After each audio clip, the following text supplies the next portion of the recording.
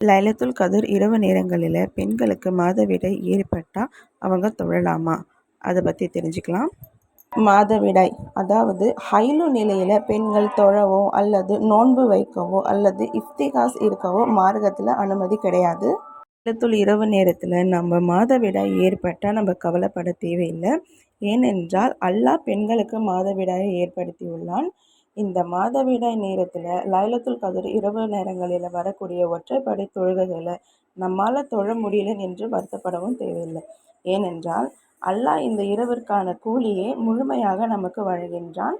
இன்ஷா அல்லாஹ் மாதவிடாய் நேரங்களில் நம்மளால் தொழுகையும் நோன்பையும் செய்ய முடியாத நேரத்தில் நாம் அல்லாஹ்வை நினைவு கூறும் வகையில் தஸ்பீக் செய்வது, தான தர்மங்கள் செய்வது, அதிக துவா கேட்பது, தௌபா செய்வது, குரான் ஓதுவது. அதாவது குரான் நம்மளால் கையில் தொட முடியாத நிலையில் நம்ம மொபைல் ஃபோன்லேயோ லேப்டாப்லேயோ இதெல்லாம் நம்ம படிக்கலாம்.